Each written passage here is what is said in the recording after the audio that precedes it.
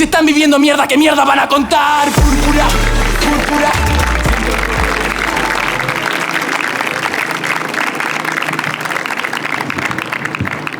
Hay gente siendo asesinada por el sol, ¿no?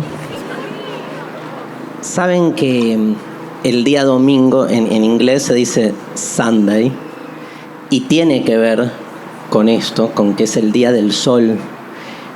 O sea, la fuerza que tiene el sol no tiene que ver solo con la vida, con tantas cosas, ¿no?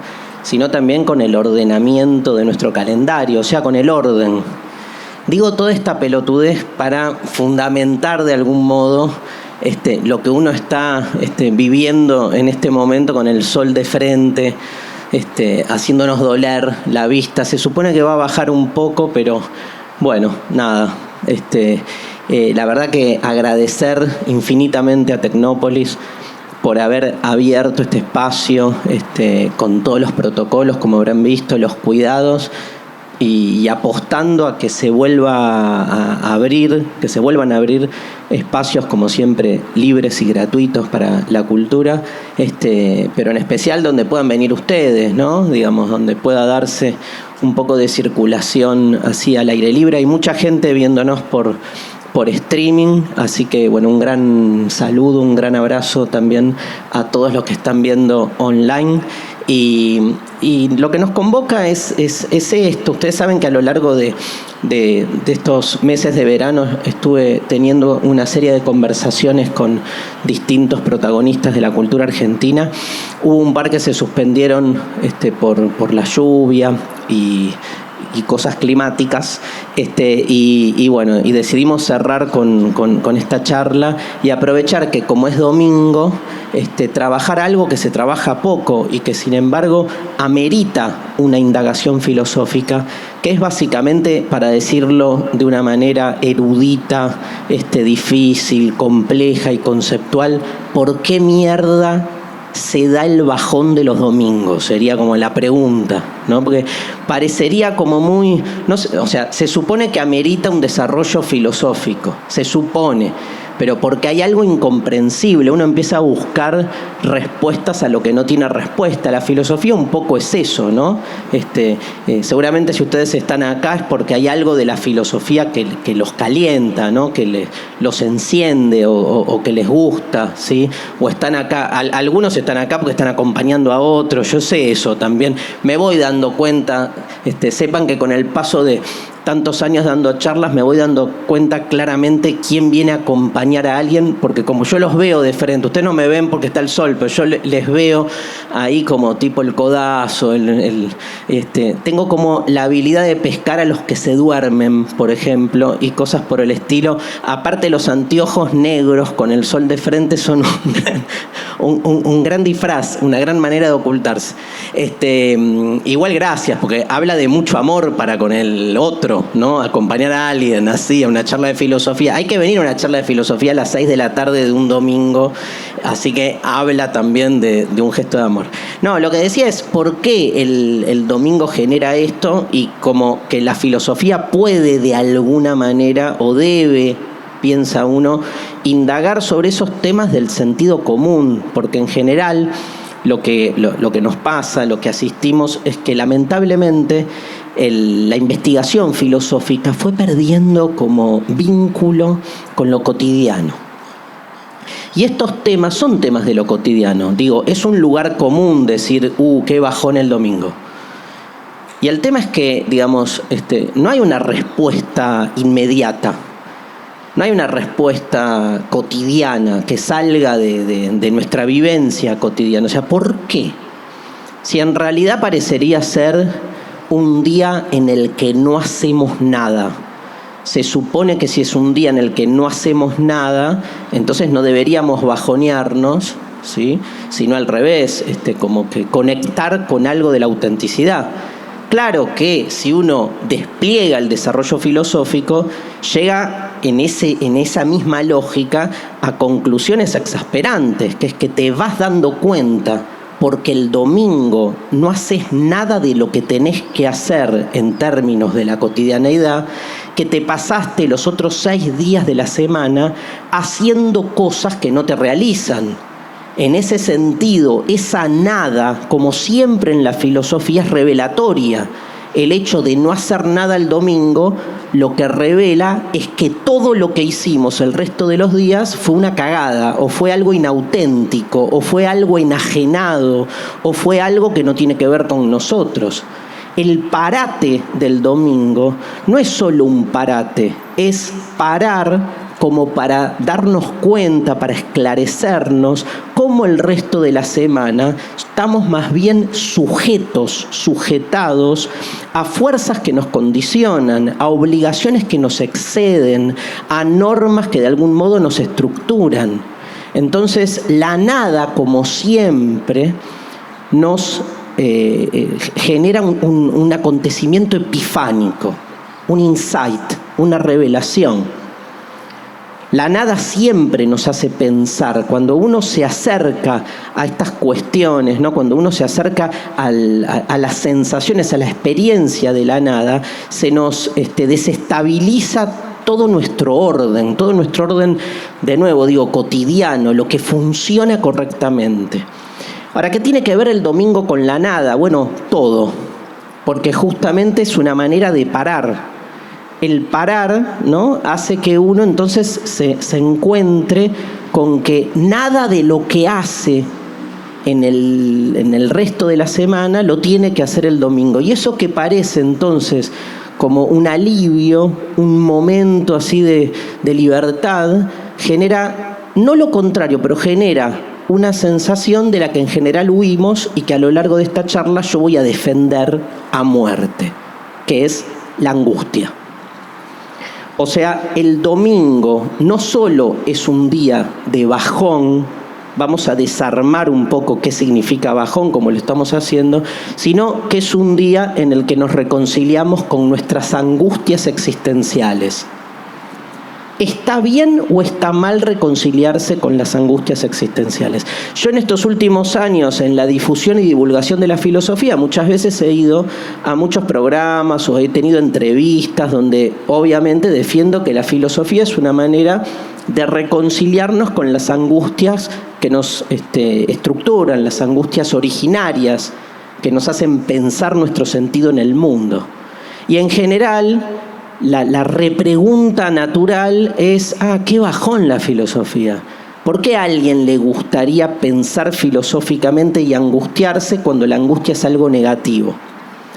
Y entonces es fundamental repensar la angustia desde otro lugar, sacarla de ese binario tan típico de la angustia me hace bien, la angustia me hace mal, y sobre todo sacarla de cierta patologización.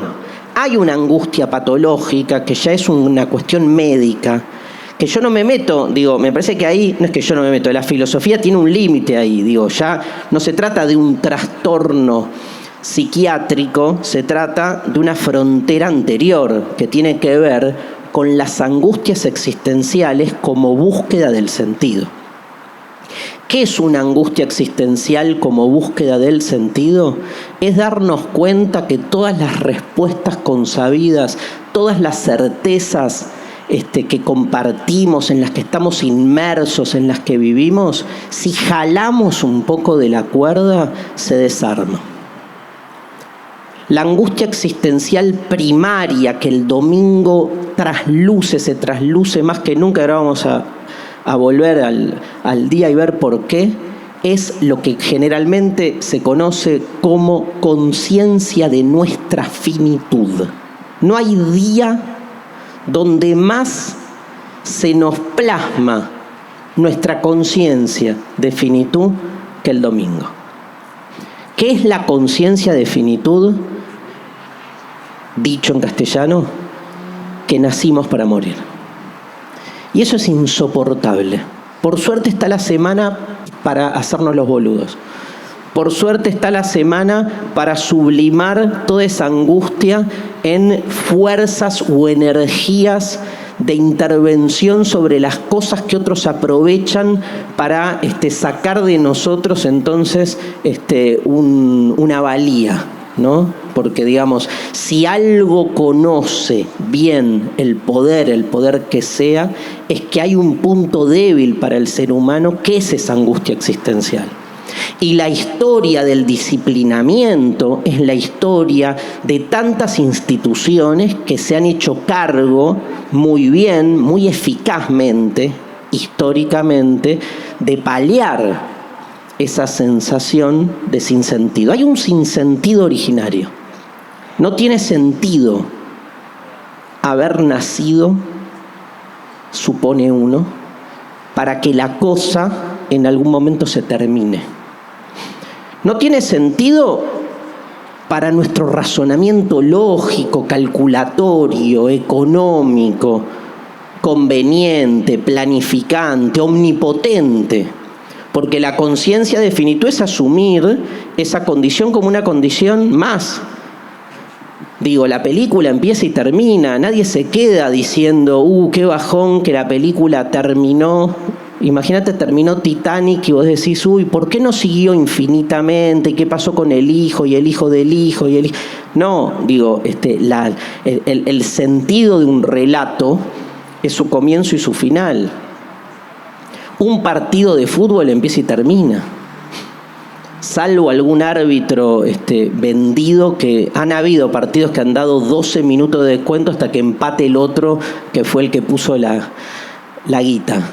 Pero la vida, o sea, ¿por qué suponemos que la vida dura eternamente, ¿no? Y si todo lo que nos rodea empieza y termina, ¿por qué nos genera esta angustia, la sensación de que no tiene sentido que la cosa termine? Pero termina. Y como sabemos que termina, no hacemos más que encontrar formas de resolver ese problema. Como que la vida humana está atravesada por un problema existencial. Nacemos para morir. Y creemos que hay una resolución de ese problema existencial. ¿Por qué? Porque siempre que hay un problema, encontramos soluciones. Ahora, la filosofía, aunque les parezca extraño, no resuelve problemas, ni encuentra soluciones. La filosofía no resuelve problemas, los crea. Y los crea donde se nos dice en general que no tiene sentido hacernos problemas. Si algo nos pasa cuando hacemos filosofía, es que todo el tiempo el que desde afuera de la filosofía nos interpela nos dice, che, qué al pedo esto. O sea, es domingo, boludo, 6 de la tarde, pasala bien, tomate un mate. ¿Por qué estás preguntándote del bajón del domingo y que te tenés que morir y que todo eso? Si estamos, aparte está hermoso, ahora levanta un vientito. Hay como un regodeo en la angustia, hay como un regodeo en pasarla mal. Claro, los que hacemos filosofía defendemos todo lo contrario. Decimos que en definitiva no es un tema de pasarla bien o de pasarla mal, sino es un tema de libertad. La angustia nos reconcilia con algo de nuestra libertad. Porque es cierto que podemos pasarla bien. Ahora discutamos qué es pasarla bien. Discutamos ese componente farmacológico que muchas veces, ¿sí?, le añadimos a muchas de nuestras acciones. Ese sinsentido originario que es la finitud, lo paliamos entonces otorgando sentidos trascendentes. Y creemos que la vida tiene un sentido trascendente. Y así inventamos grandes fármacos que han tenido, como dice Nietzsche, mucho efecto, mucha consecuencia positiva y nos han de algún modo permitido sobrellevar la finitud. Farmacología institucional que se ha llamado de distintos modos. Religión, por ejemplo. Pero también, digamos, capitalismo. Porque de algún modo estamos siempre encontrando algo que le dé sentido a lo que hacemos. O un dios, o un billete, o un fanatismo. Y ni hablar, tema del que voy a hablar un poco, ese gran invento, esa gran metáfora que tanto ha hecho para que nuestra, digamos, debilidad existencial, que nuestra sensación de precariedad se viera de algún modo atemperada, resuelta. ¿Saben de qué estoy hablando? Del amor. Esas cosas en las que el ser humano todavía cree, increíble. Digo que cree con mayúscula, que cree desde ese lugar. Estoy hablando en contra del amor, estoy hablando en contra del dinero, estoy hablando en contra de la religión. No, estoy simplemente diferenciando formas hegemónicas de ciertos conceptos que han tenido a lo largo de la cultura humana un efecto farmacológico.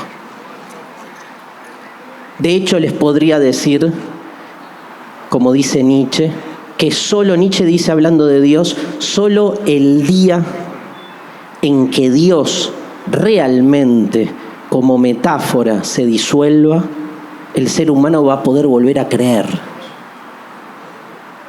Que es una paradoja hermosa, que es que nos han instalado en cierta matriz de la creencia, que entonces no podemos no creer en el tipo de Dios que desde chiquitos nos han dicho que es la forma en la que tenemos que creer. Solo cuando podamos disolver ese formato, esa matriz unilineal, vamos a poder conectar con otra forma de la creencia, más anárquica, hasta más personal, hasta más contradictoria. Solo cuando dejemos de creer en el amor, si me permiten, vamos a poder volver a enamorarnos. Pero porque entonces ya no es ese amor con mayúscula, con sus mandatos, sus asimetrías, sus jerarquías, sus reglas, sus exigencias, los roles. Es demasiado, está tan sobreestimado que después uno siente que si no encaja en ese guión, queda fuera. El día que nos podamos correr, que podamos, como decimos ahora, deconstruir esos formatos hegemónicos, vamos a poder conectar con lo amoroso, pero tal vez lo amoroso tenga otras formas, se manifieste de otro modo. Y sobre todo algo, y di 3 ejemplos, y sobre todo algo de los 3 ejemplos, tal vez no nos resuelvan la angustia existencial. Tal vez al revés. Y cuando uno hurga un poco, no sé si compartirán, se da cuenta, cuanto más libremente y genuinamente nos enamoramos, más nos angustiamos. Porque esa asociación entre el amor y la cara de feliz cumpleaños me parece mucho más farmacológica que otra cosa. Y déjenme, ya que di este ejemplo tarado, subrayar otro efecto de lo que estoy diciendo. Cara de feliz cumpleaños. No entiendo por qué la gente es feliz el día de su cumpleaños. Es algo que me lo pregunto desde chico, porque desde chico, me acuerdo cuando cumplí 6 años, que lloré todo el cumpleaños, y mi mamá me decía, pero mirá, contratamos a los animadores, esto y lo otro, ¿por qué llorás? Y yo le decía, porque tengo 1 año menos de vida, que era, para mí es lógica 1, digamos. Solo aquel omnipotente que piensa que va a vivir toda la vida puede festejar su cumpleaños. O festejamos los cumpleaños más allá de la omnipotencia, porque hay un lugar donde nos olvidamos, postergamos, obviamos esta conciencia de finitud. ¿Por qué? Y porque angustia. Pero obviamos, olvidamos. Y lo que me preocupa es cómo en ese acto de olvido, en esa tapadura, en ese soterramiento, ¿no?, algo perdemos de nuestra relación con el ser, con la verdad, en un sentido amplio. Y sobre todo me preocupa el usufructo que de eso hacen otros, aprovechándose fuertemente de esas angustias. Por eso me parece fundamental reconciliarnos con algo de la angustia existencial. Un poco el esquema sería este. El domingo es un día que, como estamos más al pedo, nos reconciliamos con algo de nuestra autenticidad, nos volvemos un poco más auténticos o menos inauténticos. ¿Vieron? No es lo mismo. Una cosa es sentirme más auténtico, que me parece difícil camino, pero otra cosa es pelearme con la inautenticidad.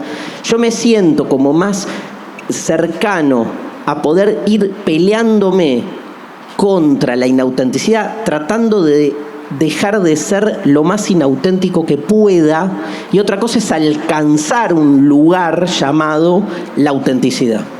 Entonces digo, en la medida en que me puedo correr de lo inauténtico, entonces ¿con qué me recompongo? Con mi condición de finitud.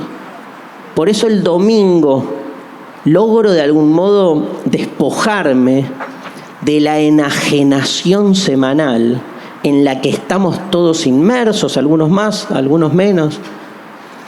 Pero déjenme volver a ese concepto de Marx sobre el trabajo enajenado. O sea, muchos la podemos pasar muy bien en el trabajo, pero hay algo del trabajo que no nos realiza, porque no tiene que ver con una elección personal.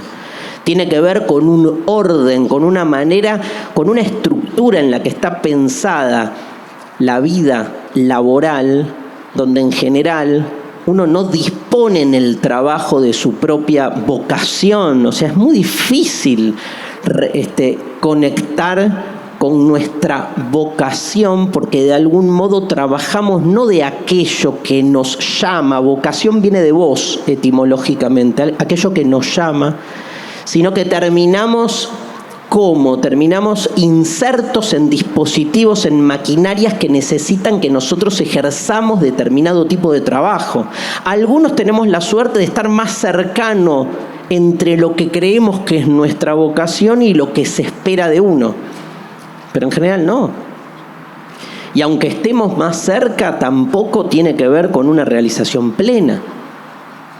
Entonces el domingo es como que uno toma conciencia, y ese vacío, esa nadidad, ¿les gustó esa palabra? Nadidad. En filosofía se inventan un poco de palabras para que tengan ese efecto, ¿no? Pero es esa experiencia del vacío, de la nada. Pero de nuevo, no de una nada absoluta, de una nada en relación a ese todo en el que veníamos o en el que estuvimos viviendo esa semana enajenados.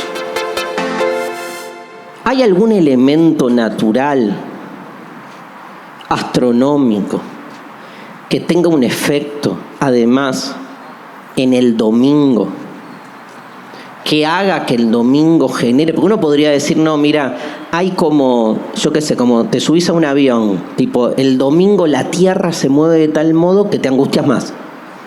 O sea, déjame buscar mecánicamente alguna explicación conductista, como que algo sucede, porque ponele el año, y sí, la Tierra dio vuelta al Sol, hizo una vuelta entera. Parecería tener como alguna lógica, entonces, que cumplís un año y algo pasó. Está claro que nada te pasó a vos, porque vos estás arriba de la Tierra pegó el giro, pero hay como una sensación de que se cumplió un ciclo. El día está buenísimo, ¿no? La Tierra hace grrrk, da vuelta sobre sí misma. Y un día, y uno dice el día, la noche, hay una sensación, de nuevo, de cumplimiento de un ciclo. ¿Y la semana? ¿Qué pasó en la semana? De todas, ¿saben? Semana viene de 7, ¿no? La palabra, etimológicamente. Y es de todas las nomenclaturas cronológicas del ordenamiento del tiempo la que menos sentido tiene, en relación a una cuestión natural astronómica. Uno podría decir, ¿por qué mierda hay que encontrar un justificativo natural astronómico para que la cosa tenga más fuerza? Porque estamos seteados en un paradigma científico obvio que hace o que le da más fuerza a esa explicación. Igual habría que explicar por qué ese movimiento de la Tierra generaría en uno una sensación de bajón. Está clara la explicación cultural. Pero quiero agregar algo. Hay una cuestión semanal en un movimiento estelar que que son las fases de la luna, que sí ocurren cada 7 días y que de algún modo la semana refiere a ese calendario.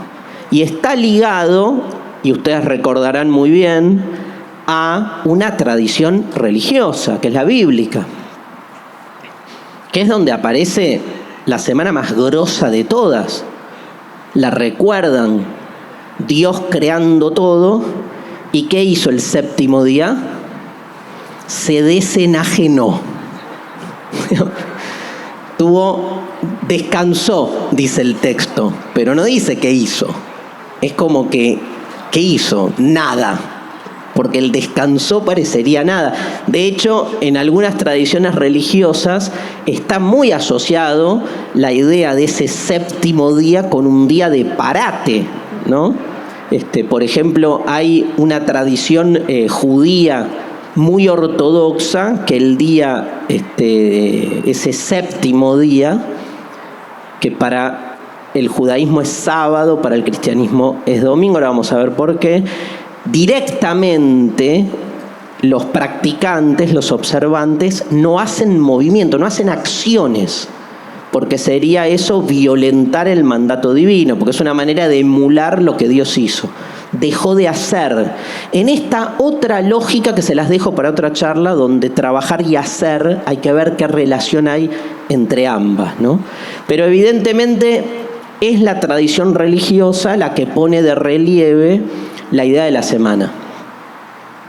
Y entonces durante toda la semana estamos haciendo cosas. Dios hizo de todo durante la semana, entre otras cosas creó al ser humano, pero el séptimo día, el sexto lo creó, el séptimo día descansó. Ese séptimo día para la tradición hebrea es el sábado. El cristianismo, cuando se separa del judaísmo, saben que el cristianismo en realidad surge al interior del mundo judío y empiezan las diferenciaciones. En algún momento, creo que en el año 320-21, Constantino I decreta el día domingo como día del Señor. La palabra domingo, cosa que no dije, muy mal, la expliqué en inglés, viene de Dominicus, que es Señor, básicamente. O sea, Domus, Dominicus, son todas palabras latinas cuya raíz tiene que ver con el Señor. El Señor es Dios, pero el Señor también es el sol. Hay un traspaso de esa tradición pagana donde ese Sunday, ese día del sol, es asociado al día del Señor. ¿Por qué el sol es el Señor? Y porque el sol es el más grosso del universo, del sistema solar, ¿no? O sea, si fuésemos un poco más exquisitos, hasta podríamos armar un politeísmo donde cada sol o señor es el centro de sus propios planetas. Saben que en el resto de la semana pervive la tradición pagana, entre comillas, ¿no? Porque todos los días refieren a los dioses, que son los planetas nuestros, menos el lunes, que es el día de la luna, martes, ¿no? Que es el día de Marte, que es el día de la guerra. Si ustedes un día martes, así como el domingo sentimos más el bajón, se supone que el martes estamos más belicosos. Si un martes ustedes sienten como algo es porque, bueno, hay un efecto indemostrable, ¿no? Pero miércoles, Mercurio, jueves, Júpiter, viernes, Venus, o sea,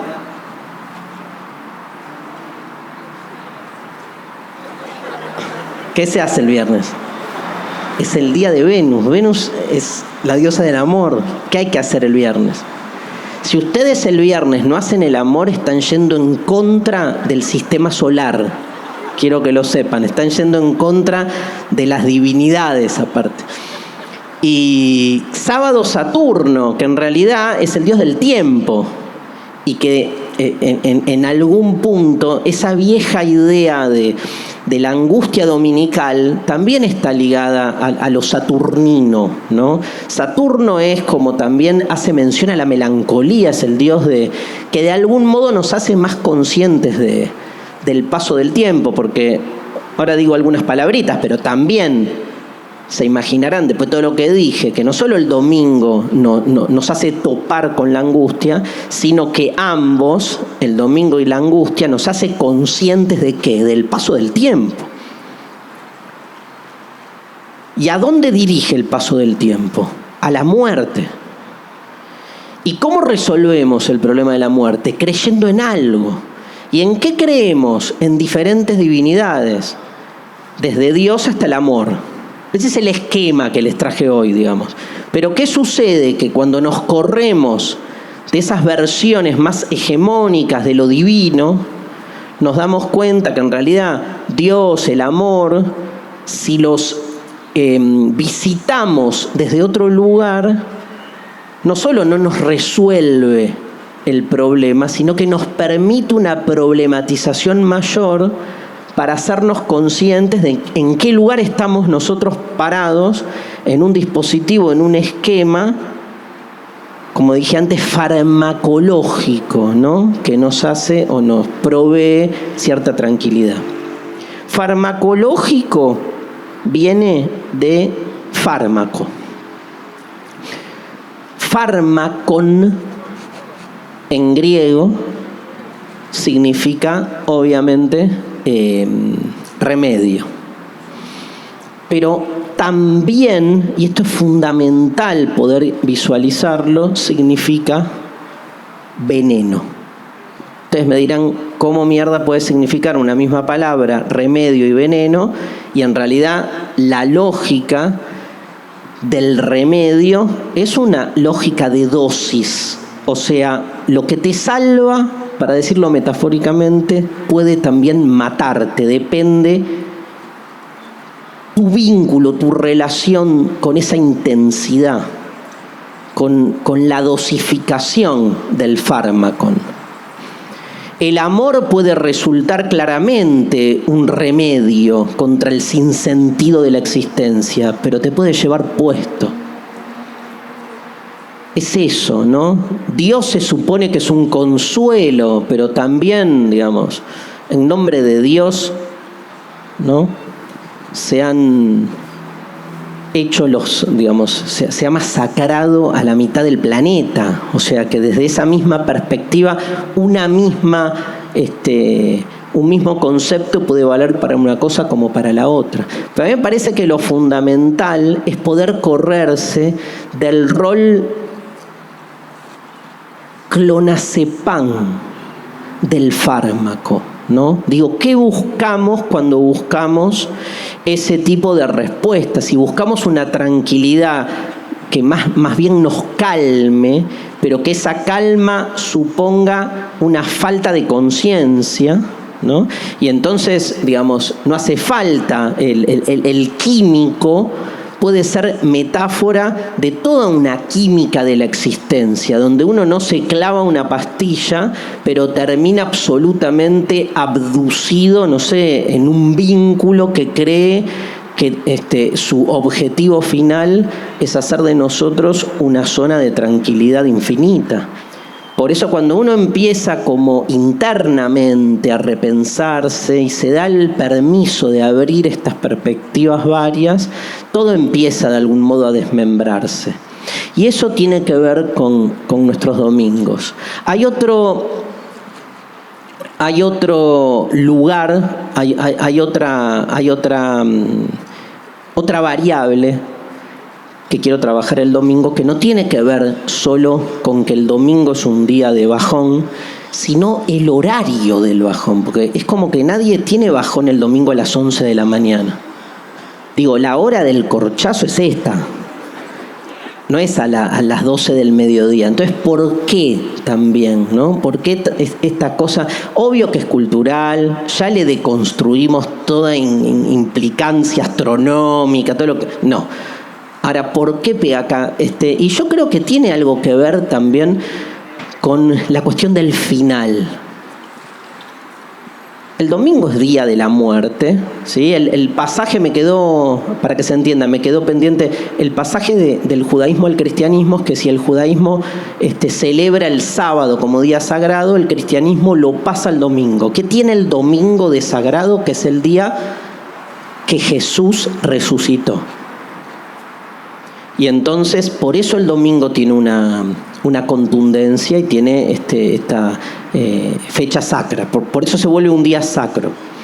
Es día de resurrección. Es día de muerte y resurrección, de algún modo, porque la resurrección es una manera de repensar la muerte.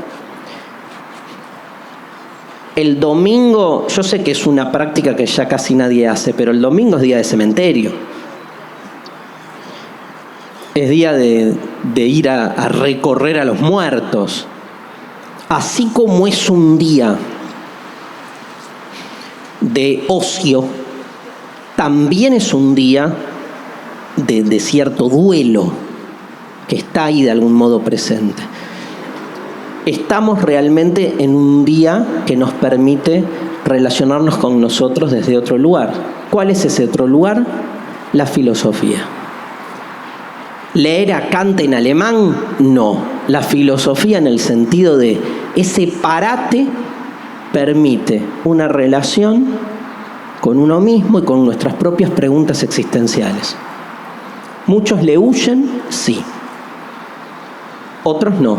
De hecho, ustedes están acá, hablando de la muerte, del sinsentido, de que el amor es una metáfora o un clonazepam. ¿Por qué? Porque hay algo del domingo que nos permite, nos da como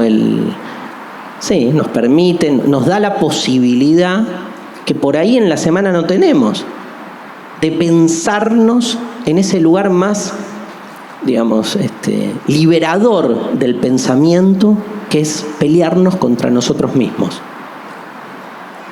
Hay un pensador que se llama Heidegger que decía que ser libre es apropiarse de uno mismo en un mundo masificado, industrial, recuperar la relación con la mismidad. Y Levinas, un pensador que a mí me gusta mucho, el pensador de la otredad, le contesta a Heidegger y le dice: no, ser libre no es apropiarse de uno mismo, es escaparse de uno mismo.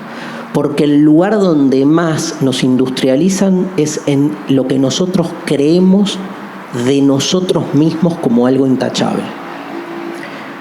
Foucault diría que no hay lugar de mayor producción, de mayor disciplinamiento social que la producción de la subjetividad. O sea, la idea que nosotros tenemos de nosotros mismos como seres dueños de nuestras acciones, seres absolutamente libres, 100% autónomos.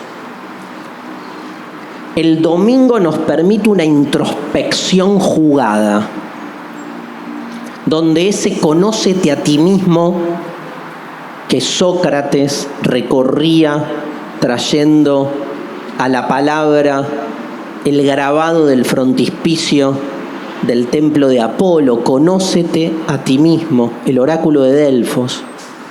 El tema es si conociéndonos a nosotros mismos un domingo logramos escaparle a las recetas de individualidad en la que vivimos constantemente. Yo me meto adentro de mí mismo y ¿saben qué encuentro? Un abismo. Y me encanta el abismo. Me encanta esa caída. Una caída que no tiene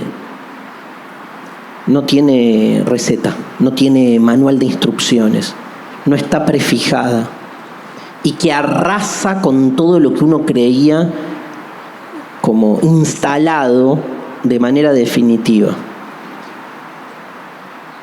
Cuanto más introspección, en el sentido de cuanto más nos repreguntamos a nosotros mismos por nosotros mismos, más interesante es entrever ese abismo que se abre, ¿no? Y salirnos de ese lugar tan, digamos, farmacológico, que es pensar que uno puede realmente terminar de saber quién es uno. Si el domingo tiene que ver con esa búsqueda, o sea, con la búsqueda de la identidad, me interesa mucho más pensar la identidad no en términos de hallazgo, sino de búsqueda, no en términos de respuesta, sino de pregunta, no en términos de identidad, sino de desidentificación. Me interesa menos tratar de entender quién soy y más tratar de dejar de ser lo que han hecho de mí, por decirlo así. Desidentificarnos de aquellas etiquetas, de aquellas molduras, de aquellos dispositivos que han ido construyendo a lo largo de nuestra historia lo que se supone que somos. El domingo tiene ese doblez, esa incertidumbre, esa apertura que permite que la cosa pueda ir para cualquier lado si uno se le anima. La angustia que se abre estos domingos de filosofía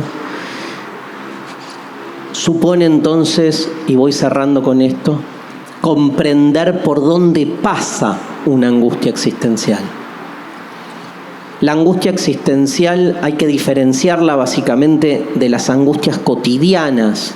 Hay que diferenciarla de muchas cosas.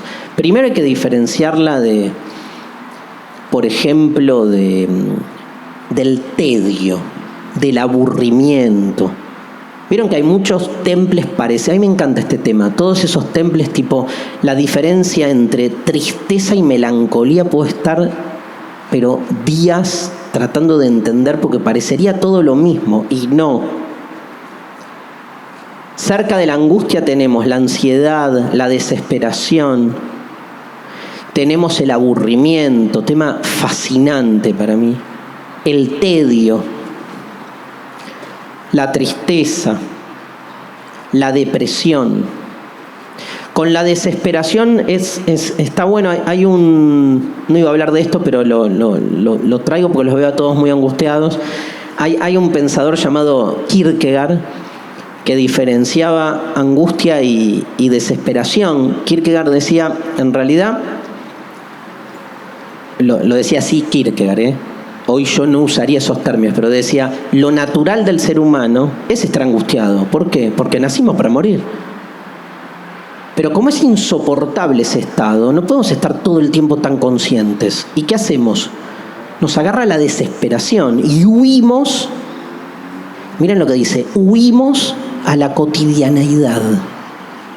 O sea, la vida cotidiana, esa que vivimos todos los días de la semana, no es lo natural, no es lo normal. Lo natural o normal es estar angustiado, porque somos finitos. Entonces inventamos el mundo de lo cotidiano básicamente para hacernos los boludos y que no duela tanto.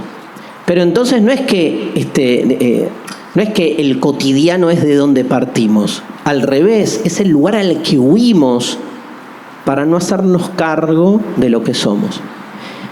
El que vive tranquilo en la vida cotidiana, para Kierkegaard, es el desesperado, que encontró en la cotidianeidad su ribotril.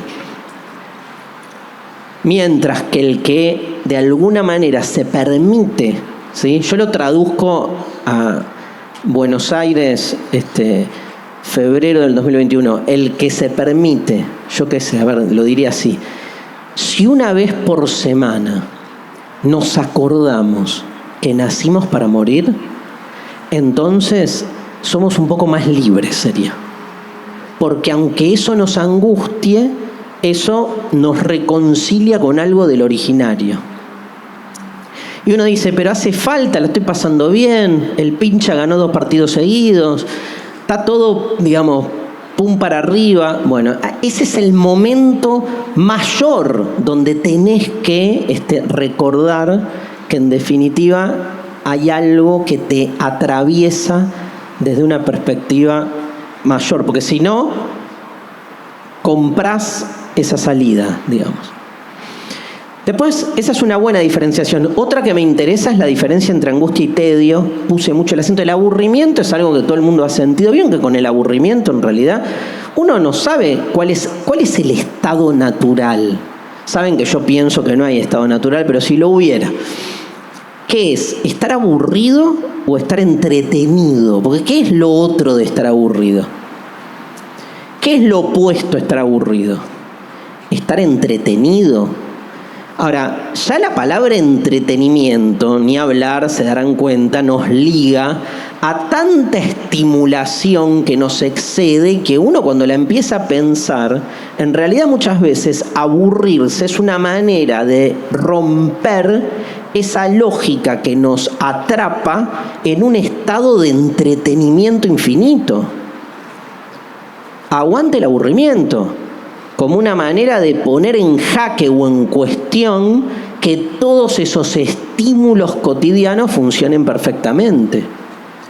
Hay una realidad donde el aburrimiento se asocia fuertemente a esta idea de angustia existencial. Heidegger lo llama aburrimiento esencial y lo liga con el tedio. El tedio, ¿reconocen el estado de estar tedioso? En algún momento, tedioso, tediosa, ¿lo reconocen? Tedio no es tipo me aburre el programa que estoy viendo, no es me aburre la charla que estoy escuchando de Darío. Eso es un aburrimiento por algo concreto. El tedio existencial es que me aburre todo. No este programa, cualquier programa. No la tele, cualquier artefacto. No este vínculo. Lo vincular me aburre. O sea, es cuando ya nada, miren cómo se ligan las palabras, nada me colma, nada me satisface, porque todo se me vuelve nada. Ese todo es tan, pero tan supremático que se vuelve casi desértico. No logro diferenciar, es muy loco, porque uno dice, tengo 500 canales de televisión y empezás como un pelotudo a pasar ahí con el control remoto y te vas dando cuenta que en realidad los 500 canales, el efecto que te causan es siempre el mismo, porque en el fondo es lo mismo. Y no importa si uno es de espectáculos, otro de deportes, otro de política, que aparte son todos iguales, ¿no? Porque vos le pones, muteás a un programa de panelistas, de política, de espectáculos o de deporte y no sabés de qué están hablando, porque el formato es el mismo, ¿no? Entonces me parece que ahí aparece esta otra figura, que es todo en definitiva se te vuelve lo mismo. Y ese tedio es nada me cierra. Heidegger dice esto, a ver si se entiende, se las tiro. Si el tedio, es tedio por el todo, la angustia es angustia por la nada. O sea, lo que hace el tedio aparece cuando el todo es demasiado todo. Y entonces, sí, me acuerdo de ese poeta francés llamado Charles Baudelaire, que escribía el tedio, él lo llamaba spleen. Pueden buscar los poemas El spleen de París. Es esa sensación de tedio permanente que lo que hacía Baudelaire en ese sufrimiento es escribir poesía, porque por lo menos estoy tedioso pero escribo y algo sale ahí. Pero el tedio es tedio por el todo, porque te ves demasiado invadido por una multitud de estímulos y ninguno te cierra. Ahora, la angustia existencial es angustia por la nada, no por el todo. Está buena esa contraposición. ¿Y qué es lo que te genera angustia? La conciencia de finitud como conciencia de que uno al final se vanece, ¿no? La muerte, que es la manera en que hablamos de la nada, pero en el fondo es la nada, porque es la muerte humana, pero también la conciencia de la nada es angustiante. Es como que uno necesita aferrarse de algún límite como para no sentir esa sensación numínica de angustia, ¿no? Abismal. Es esa sensación de un abismo que nunca termina. Y la última comparación que quiero hacer es entre la angustia existencial y la cotidiana, que me parece que está bueno también diferenciarla también como para entender que las angustias existenciales, también a ver si se entiende, son más literarias, son angustias que nos permiten pensarnos mejor a nosotros mismos. ¿Qué es una angustia cotidiana? Llegás a tu casa, está la cocina inundada, ¿Qué pasó? Se rompió un caño. Te angustiás, ¿sí? Porque yo hago filosofía, imagínense la palabra caño, ya no sé qué hacer en ese momento. Digamos, te puedo hablar sobre si Dios existe o no, pero ¿qué hacer con un caño roto? Con un cuerito. Ya la palabra cuerito me genera como una sensación de angustia existencial. Y amo y envidio y me enamoro de aquellos que dicen, un cuerito, boluda. Ah, tipo, Dios. Hay un Dios. Y entonces, nada, llamo un plomero. La angustia se me aparece a partir de un problema que yo creo que no tiene solución, pero hay una solución. Digo, los problemas cotidianos tienen una solución. Entonces la angustia cotidiana se resuelve. Ahora, los problemas existenciales son problemas existenciales porque no tienen solución.